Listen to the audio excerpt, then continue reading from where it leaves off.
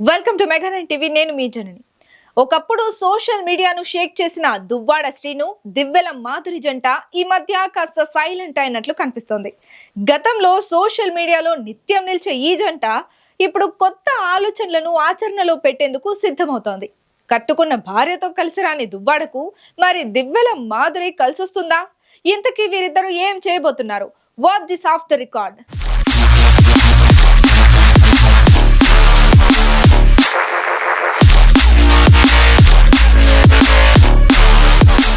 దువ్వాడ శ్రీను, దివ్వెల మాధురి వీళ్ళిద్దరూ ఒకానొక దశలో సోషల్ మీడియాను శాసించేవారు.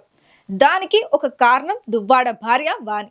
గతంలో వీళ్ళ మధ్య నెలకొన్న వివాదాల కారణంగా మొదలైన సంఘర్షణలు దువ్వాడను ఉక్కిరి బిక్కిరి చేశాయి. అయితే మరోసారి దువ్వాడకు చెందిన ఓ వార్త మరోసారి వైరల్ అవుతోంది. అదే కొత్త వ్యాపారం. సోషల్ మీడియాలో తెగ వైరల్ అవుతున్న దువ్వాడ శ్రీనివాస్, దివ్వెల మాధురి జంట ఇప్పుడు కొత్త ఎపిసోడ్ కి శ్రీకారం చుట్టబోతున్నారు. హైదరాబాద్ కేంద్రంగా కోట్ల రూపాయల పెట్టుబడితో సరికొత్త వ్యాపారానికి సిద్ధమవుతున్నట్లుగా సమాచారం. గతంలో వరుస వివాదాలతో తెగ వైరల్ అయిన దువ్వాడ శ్రీను, దివ్వెల మాధురి జంట నిజ జీవితంలోనూ ఆర్థికంగా బలపడాలని భావిస్తున్నారట. దీనికి దివ్వెల మాధురికి ఉన్న ఆసక్తి మేరకు వస్త్ర రంగంలో సరికొత్త వ్యాపార సామ్రాజ్యాన్ని నెలకొల్పబోతోంది. వ్యాపారం అంటే ఏదో సాదాసీదాగా కాదు, కొన్ని కోట్ల రూపాయలు పెట్టుబడిగా పెట్టబోతుంది.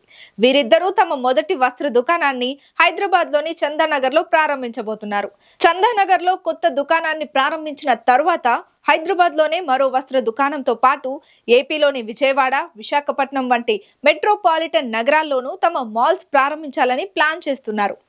దువ్వాడ, దివ్వెల జంట కొంతకాలం హైదరాబాద్ లోనే మకాం వేసి వ్యాపారాన్ని దగ్గరుండి చూసుకోవాలన్న ఆలోచనలో ఉన్నారు. దువ్వాడ శ్రీనివాస్ గతంలో వాణితో కలిసి ఉన్నప్పుడు కలర్ గ్రానైట్ వ్యాపారం చేసిన అనుభవం ఉంది. అప్పట్లో కలర్ గ్రానైట్ వ్యాపారం ఆయనకు బాగానే కలిసొచ్చింది. అయితే తర్వాత రాజకీయ వేధింపుల కారణంగా ఆ వ్యాపారం ఇబ్బందులు ఎదుర్కొంది. తర్వాత తిరిగి ఇప్పుడు మాధురితో కలిసి వస్త్ర వ్యాపారంలో అడుగు పెడుతున్నారు. మరి శ్రీనుకి ఈ వ్యాపారం ఏ మేర కలిసొస్తుందో చూడాలి. మరోవైపు దువ్వాడ, దివ్వెల జంట వ్యవహార శైలి నచ్చక జిల్లా వైసీపీ ఆయనతో అంటీ ముట్టనట్టు వ్యవహరిస్తోంది.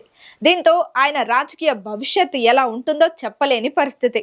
ఈ నేపథ్యంలో దీపం ఉన్నప్పుడే ఇల్లు చక్కబెట్టుకోవాలన్నట్టు ఇప్పుడే ఆర్థికంగా బలోపేతం కావాలని ప్రేయసి దివ్వెల మాధురితో కలిసి ఆయన వ్యూహాత్మకంగా అడుగులు వేస్తున్నట్లు తెలుస్తోంది.